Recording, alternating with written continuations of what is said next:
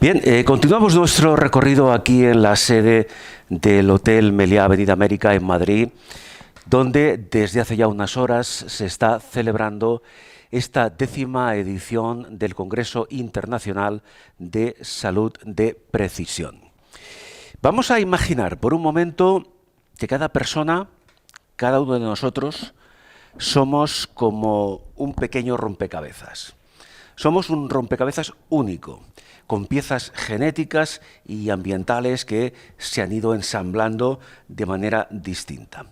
Pues de alguna forma la salud de precisión se esfuerza por comprender esas piezas y cómo encajan para ofrecer tratamientos hechos a medida. De manera muy resumida, este sería el concepto básico, esencial de la salud de precisión. Y de alguna forma esto entronca con lo que ahora nuestro invitado nos va a comentar, eso sí, dentro de su especialidad. Vamos a hablar con el doctor Manuel Blanco. ¿Qué tal, doctor? Yo soy internista y sevillano. Muy bien, faltaría más. Y de 2 hermanas. Muy bien, correcto, por si fuera poco. Bueno, pues además de esto, el doctor Manuel Blanco es director de la unidad del síndrome de sensibilidad central, no puede ser de otra forma, en el Hospital San Juan de Dios en Sevilla. En Sevilla, claro. Correcto, ¿verdad? Bueno, vamos a hablar de este síndrome. Y a mí me gustaría, porque evidentemente, además de los especialistas que están aquí en el Congreso, los que luego verán esta entrevista, también está orientada al gran público. Me gustaría, doctor Blanco, que explicaras primero el concepto de síndrome, qué es, qué se entiende por síndrome, y luego ya centrándonos un poco más en la materia, ¿qué es el síndrome? Porque yo creo que la primera vez o una de las primeras veces que escucho hablar de este síndrome de sensibilidad central. A ver, doctor. Pues cuando hablamos de síndrome estamos hablando de pacientes que presentan un conjunto de síntomas, pero que no hay una causa fundamental que lo justifique y además no hay alteraciones anatómicas o cuantitativas que se encuentren en ellas. Entonces, el síndrome de sensibilidad central engloba otros síndromes como la fibromialgia, el síndrome de fatiga crónica, la migraña, el síndrome del intestino irritable, e incluso el COVID persistente, el síndrome de COVID persistente, entre otros, que en principio son trastornos que parece que no tienen nada que ver los unos con los otros, pero sin embargo convergen en una disfunción común, que es una desregulación que existe entre los sistemas de homeostasis, que son el sistema nervioso, el inmunológico, el endocrino, el sistema nervioso vegetativo y la disfunción mitocondrial. Entonces, tenemos que entender que, aunque cuando a estos pacientes le hacemos analítica, le hacemos TAC o cualquier prueba no salga nada, pero si está alterado el sistema nervioso que lo controla todo el sistema Ajá. inmunológico que lo controla todo y el sistema endocrino que lo controla todo, tenéis que entender que estos pacientes sufran muchos síntomas. Una constelación de síntomas Claro. que hay que hacer un puzzle para entenderlo. Sí. Doctor Blanco, al hilo de lo que comentas, precisamente hay muchos casos conocidos de pacientes, sobre todo mujeres, más que hombres, que han estado incluso años esperando un diagnóstico que les permita pues, un tratamiento a consecuencia del mismo, y me estoy refiriendo a la fibromialgia, ¿verdad? ¿Por qué cuesta tanto llegar a un diagnóstico? Porque habitualmente el colectivo sanitario busca una herramienta cuantitativa para hacer un diagnóstico, Claro. una imagen, un test analítico. Pero en esta patología, que las pacientes tienen dolor, cansancio y trastorno del sueño, Sí. no hay nada. Es simplemente que su cerebro procesa más los estímulos, amplifica señales, se desregula secundariamente el sistema inmunológico y las mitocondrias y ya empiezan a tener dolores, cansancio, trastorno del sueño, etcétera, etcétera. Le voy a poner un ejemplo para que lo entienda, que es el que le digo a mis pacientes siempre. Sí. Señora, usted es como si es un coche y el coche está muy mal, tiene mucho ruido, pero cuando va al mecánico y le mira la rueda, el motor y las lunas, están todo bien. Está todo bien. Pero cuando va andando el coche, si el sistema eléctrico envía las órdenes mal y lleva una rueda 50, otra 80, frena más, acelera más, ese coche tiene fibromialgia, porque tiene una disfunción, y eso es un cambio de paradigma. Exactamente. Entonces, por eso es importante enviar estos procesos al mundo de la medicina de precisión, porque tenemos que entender cómo se produce, porque desde el entendimiento podemos hablar la cara a cara a la enfermedad. Claro, y esto, doctor, ha dado lugar a incluso, en fin, no solo en el tema de la fibromialgia, sino en el síndrome de sensibilidad central en general, ha dado lugar a un cierto estigma para muchas mujeres que lo han padecido, ¿verdad? Y hoy en día continúa con ese estigma, porque habitualmente son consideradas que pertenecen al área psicoafectiva, que son flojas, que son... Exactamente. Pero eso es un error, es una desgracia. Afortunadamente, en los últimos tiempos, con las investigaciones que están apareciendo, pues ya se sabe que la fisiopatología de ese tipo de procesos es la disfunción del sistema nervioso central, del sistema inmunológico, del sistema endocrino. Lo que hemos hablado antes, y entonces ya cada vez hay más conocimiento y progresivamente iremos tratando mejor a estos pacientes, como se merecen ellas. Porque el caso de la paciente que va al médico, para cerrar este tema, que va al médico, le cuenta pues eso, que se siente mal, que tiene dolores, y el médico no le hace caso, ¿eso aún ocurre? Bueno, sí le hace caso. Sí, no, Lo entiéndame. que ocurre es que desgraciadamente hoy en día, con las herramientas habituales que tratan los aspectos cuantitativos, no se puede tratar. Tenemos que entender que el dolor de la fibromialgia es un dolor nociplástico, es un dolor central. No tiene una lesión, no es un dolor nociceptivo, no tiene una herida, no tiene un tumor. No hay una prueba de imagen, por ejemplo, que defina la patología. Entonces, los tratamientos que tenemos habitualmente van dirigidos al dolor nociceptivo, que es el causado por un proceso. Entonces hay que trabajar de otra forma, hay que intentar regular el sistema eléctrico del coche. Correcto. Bien, dicho esto, vamos a hablar de la fisiopatología de este síndrome, de cómo, de qué manera los médicos, los especialistas, pues trabajan en ella para encontrar vías de solución. El diagnóstico se basa en criterios clínicos, por los síntomas que te presenta la mujer, y por una exploración muy característica. Y esa clínica y esa exploración depende de la disfunción inmunoneuroendocrina, de la neuroinflamación, que es la sensibilidad del sistema nervioso inmunológico, y luego que el cerebro, que es plástico, cambia y ya se queda metido en un círculo vicioso, que es el que provoca el dolor. Y cuando eso ocurre, hay una disfunción mitocondrial, que es el que provoca el cansancio. Entonces, simplemente el diagnóstico es muy sencillo, se hace en 2 minutos. Bueno, porque no hace falta hacer pruebas. Es muy sencillo, perdón, pero no lo parece por lo que nos cuentas. Sí, es sencillo. Lo que ocurre pero es que habitualmente tenemos la idea de que hay que hacer pruebas para hacer una exclusión. Exactamente. Pero esta enfermedad es autónoma. Tú puedes tener una enfermedad autoinmune y puedes tener fibromialgia. O no hace falta mirar si tienes lupus o si tienes un tumor para tener fibromialgia, porque la fibromialgia tiene entidad propia. Claro. Entonces, si entiendes la fisiopatología, pues entonces tienes que hablarle en su lenguaje, tienes que intentar buscar herramientas que modulen la neuroinflamación, que mejoren la disautonomía que tiene y, lógicamente, que mejoren la eficiencia de la mitocondria, que es la que genera energía y al mismo tiempo es la que va a provocar que la disfunción mitocondrial y el deterioro del cansancio y la fatiga crónica Pero asociada. esto que nos explicas con tanto detalle, vamos a ver si podemos trasladarlo a los que van a vernos después. ¿Esto cómo se hace en la práctica? Pues nosotros, cuando llega el paciente, lo primero que hacemos es intentar explicarle qué es. Porque si el paciente entiende la patología que tiene, es mucho más fácil que luego lleven a cabo los tratamientos que les vamos a exponer. Como hemos comentado, hay una neuroinflamación central y periférica. La neuroinflamación central es que el cerebro procesa mal todos los estímulos y amplifican todas las señales, las luces, los ruidos, lo que come, etcétera, etcétera. Y a nivel periférico, pues como el cerebro se comunica con los distintos órganos periféricos a través del sistema nervioso, el sistema nervioso autónomo, etcétera, etcétera, pues el tubo digestivo, que es el órgano inmunoendocrino más importante que hay, juega un papel fundamental porque es una comunicación bidireccional y habitualmente cuando hay neuroinflamación central hay neuroinflamación periférica a nivel del tubo digestivo y también a nivel de la piel. Entonces hay que trabajar a nivel central y a nivel periférico, trabajando a nivel del tubo digestivo y a nivel de la piel. Entonces, a nivel digestivo vamos a trabajar el eje alimentación, microbiota, neuroinflamación y comunicación vía vago con el cerebro, haciendo unas dietas especiales en función de los alimentos con los que estén sensibilizados.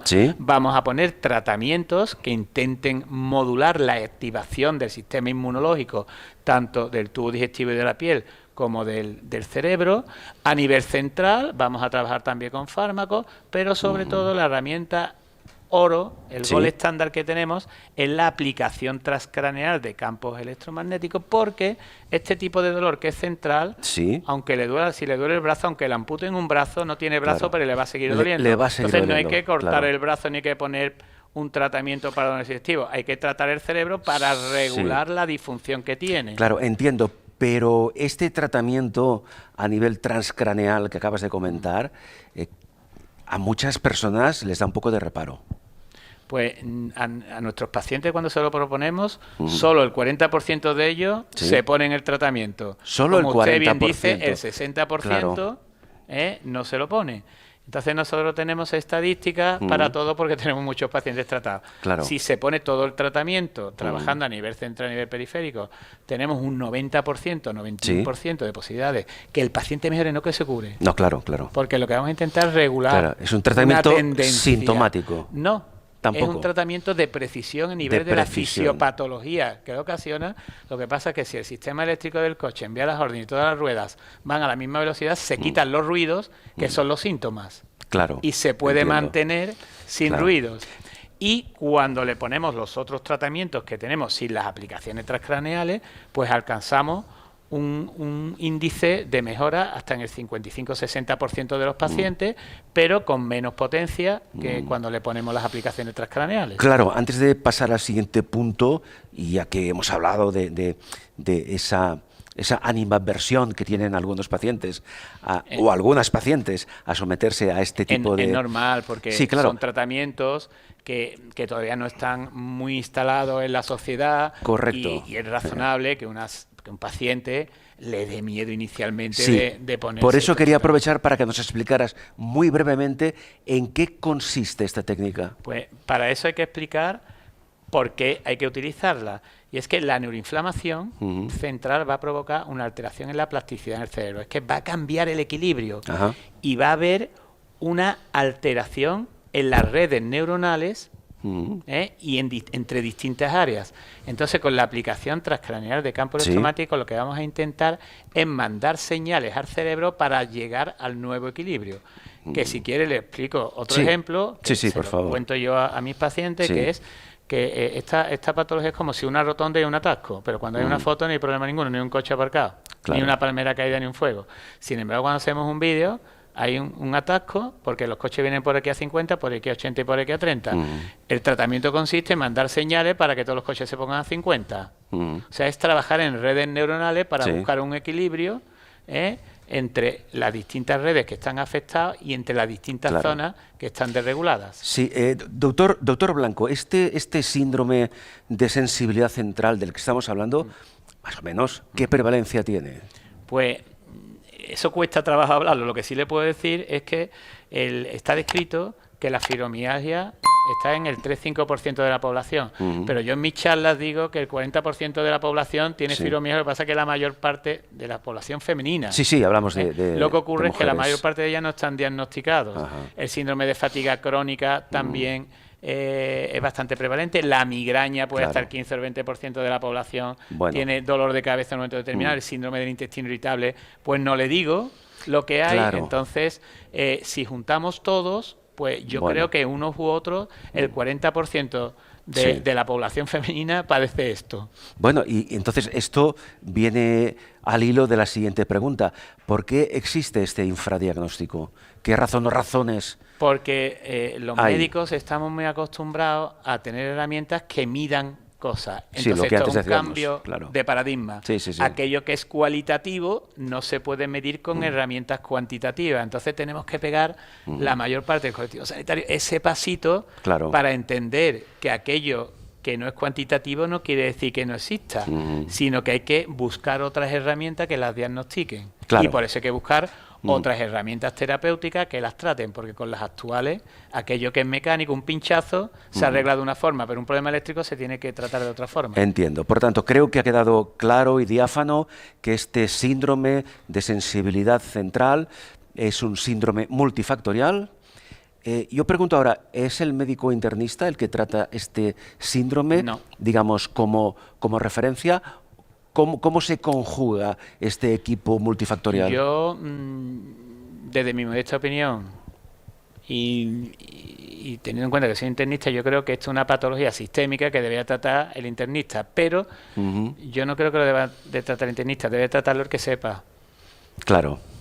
O el médico de familia, el reumatólogo, el traumatólogo, el internista, la ginecólogo. A nivel multidisciplinar, Hombre, yo creo que es un paradigma sistémico de neuroinflamación, aunque la neuroinflamación suele a la neurología, pero al final hay una disfunción mitocondrial, hay una yo creo que esta patología debería llevarla el internista, el médico de familia, aunque hoy en día la llevan los reumatólogos, que también pueden jugar un papel, pero de todas formas al final es el que sepa, el que se meta en el trabajo, como toda la vida. Puede haber un internista que sepa mucho del tema, y otro pero puede haber un reumatólogo que sepa más. O un médico de familia que estudie esto y sea el más brillante a nivel mundial. O sea, esto es el que se lo estudie, el que se mere más. Vamos a hablar de la unidad del Hospital San Juan de Dios de Sevilla. ¿Cómo se trabaja en tu unidad? Pues nosotros tenemos un equipo multidisciplinario constituido por internistas, inmunólogos, médicos de familia, tenemos psicólogos, coach, tenemos licenciados en actividad deportiva, tenemos fisioterapeutas, tenemos osteópatas.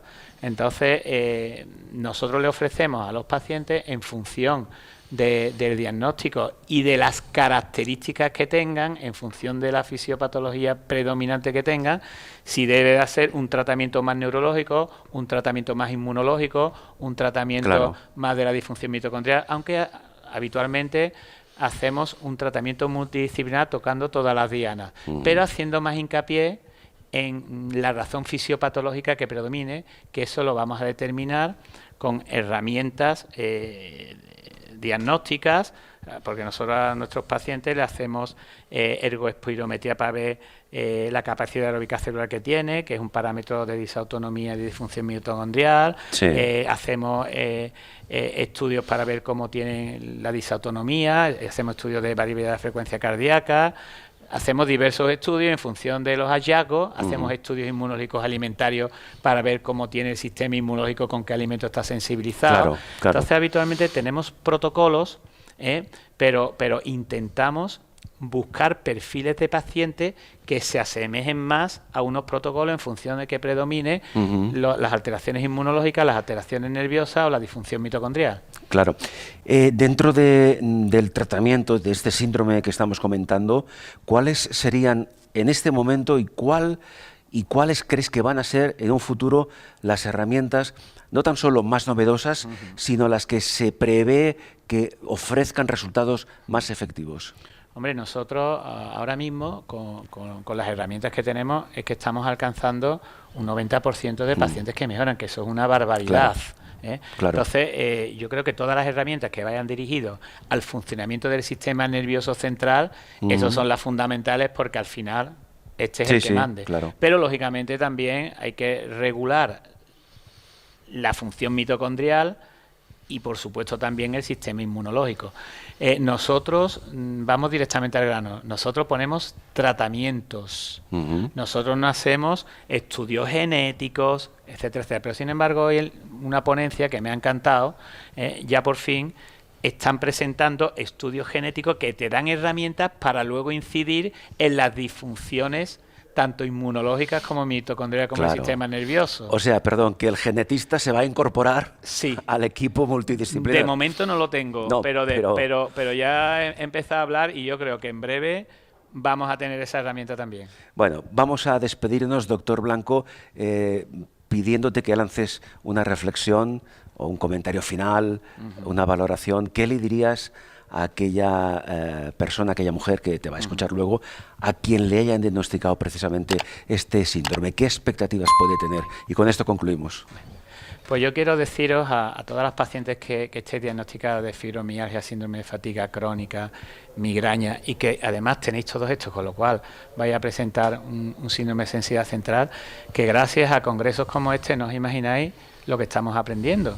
Nosotros, en teoría, que nos tienen en buena consideración y que venimos aquí para enseñar nuestras experiencias, pero nos llevamos en nuestra bolsa un montón de conocimientos que vamos a intentar añadirlo, implementar los tratamientos que tenemos para ver si podemos alcanzar más de un 90% de frecuencia de éxito que estamos teniendo con ustedes.